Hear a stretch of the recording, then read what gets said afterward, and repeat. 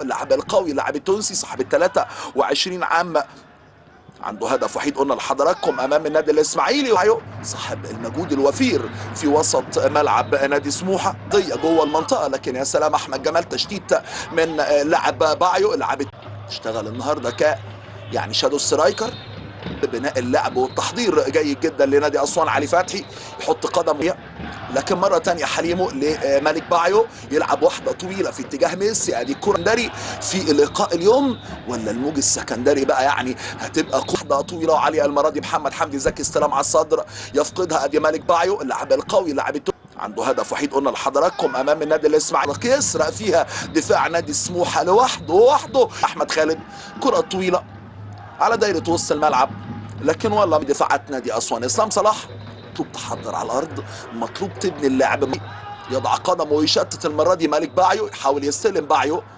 مادة مصطفى ميدو اللي شغال على الخط مشاوير الحقيقه كبيره. الباك اليمين لنادي اللي عاملها كاستيلو واسلام صلاح، الاثنين السنتر باك. واتحرك زكي واتحرك عماد، ادي المره دي لعبها لعماد، قرب منه مالك بايو يحاول يمر، لكن نشوف ايه القرار.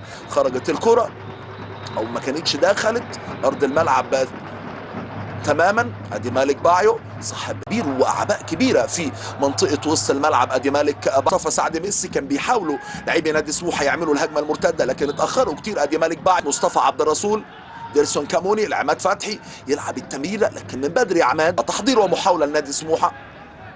مالك بايو على الارض يقف على الكره بشكل حلو لمالك بايو مره ثانيه. محمد عصام فتحي على الارض ناحيه الشمال مره ثانيه، مرسي يضغط مالك بايو، لكن ترجع لمالك بايو وسط الملعب. يا ولد بالمهاره من تحت الاقدام، احلى واحلى بالكعب، هي الثالثه الخطوره. وسموحه من ناحيه اليمين، بص في سوق تمريره من على دايره وسط الملعب توصل لمالك بايو، يلعبها في المساحه الفاضيه، يلعب بالنار كاستيلو، لكن اسلام صلاح ادي مرسي كل لسه داخل ارض الملعب، وتخرج بقى يعني الحقيقه يعني ربما يعني التاهيل والجونه ايضا، وكان عنده صناعه امام فيوتشر لمالك بايو. تزنيه لمحمد مرسي صاحب المهاره، يدخل في عمق حضراتكم، لسه بقى بينضم الينا وعامل كوبايه الشاي الجميله بقى يعني ناحيه اليمين مره ثانيه. مصطفى عبد الرسول مش مظبوط الباص، يا سلام مالك بايو. محمد عصام بقى يعني حاول بالمهاره، لكن خلاص يا مغربي تلعب التماس. مصطفى واحد من اللعيبه يعني اصحاب المهاره الكبيره. بلال السيد لف ودار حاول يمرر الكابتن وليد عبد الرازق، ادي حليمه لمالك بايو، يا ولد يا لعيب لحسافر فيها مصطفى، لكن من قدامه علي فتحي، لكن تصل لمالك بايو اللي بيلعب الكره الاماميه متسقطه لبنجامين، خطوره استلام جوه المنطقه.